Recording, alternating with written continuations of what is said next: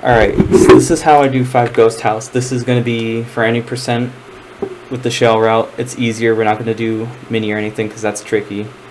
So let's just jump right in.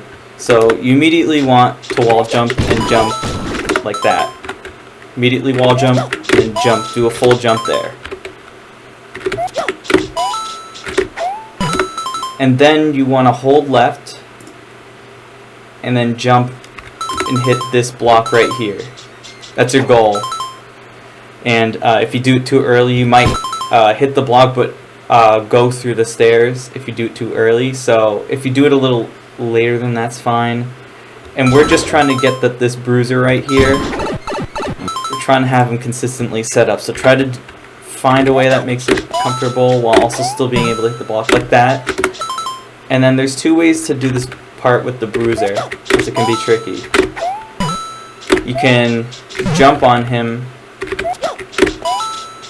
did this last time. Let me try to do it. You can jump on him and go up here like that. That is the quick part, but it's harder. But if you're trying to do a slightly easier route, then what you can do is jump a little later and then just quickly turn around. Oops.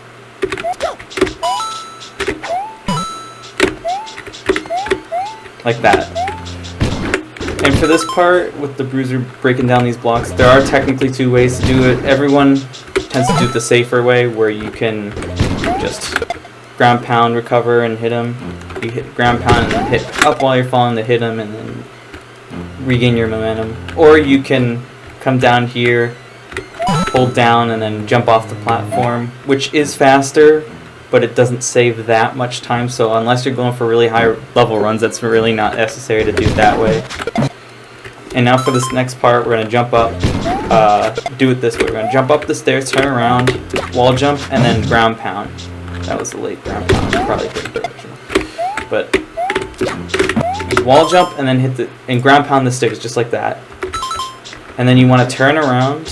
So let me just show that one more time. Jump up these stairs, turn, do the wall jump, and then you want to turn around just like that. Because we want to jump up here by gaining momentum. So once we turn around, we can jump up here. And my personal cue is I jump around right here on the second step to make it up here. So I'm going to make it up here. And this is the trickiest part, because right here there's a bunch of invisible blocks. Right here. And then there's this one right here. That is the secret vine to the secret area that we need to take to get to the World 8 cannon. So there is a way to do it really, really consistently and fast, but it does take some practice. So what we're going to do is we got to think about jumping on these stairs. So we're going to jump right here and then jump low, because you will snap up to these stairs. It looks like you'll miss the stairs, like if you jump too low. But in most cases, if you just jump a little lower than it looks like, you'll snap up to the stairs. So that's your first goal. You want to run and then snap up onto the stairs. And with that, you want to do a full jump right there. You see how I full jump there? You'll hit that. You'll hit this invisible block. So once you do that, jump low, hit this invisible block. You want to then do something like this. You want to hit the wall jump like this immediately, and then while still holding left, you want to jump up onto the vine and then jump. That'll make this guy start breaking these blocks, because you'll scroll the screen faster if you jump. So let's put that all together. So we're going to jump on the stair, jump here, jump there, jump there. Do a wall jump real quick and then jump. And if it's too hard to get that, because you might miss the platforms if you do it a little too late, like these 3 platforms on the ground, you can do a turnaround like that. The timing comes off a little differently,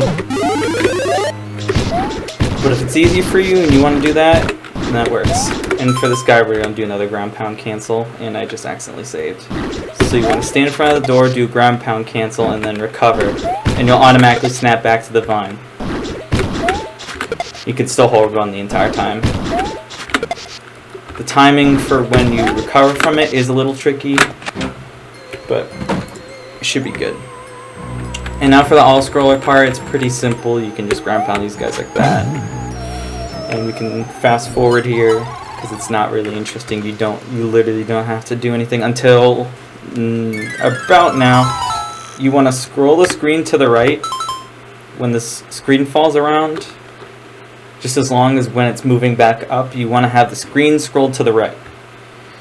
And that's because if we don't do that, you can see that there's a pumpkin enemy here. And he's going to come up on the platform. And because the platform's rising, you can't jump over him. So that's a problem. So what we want to do is scroll the screen to the right, because that will prevent him from spawning. And then right here, you'll see these platforms.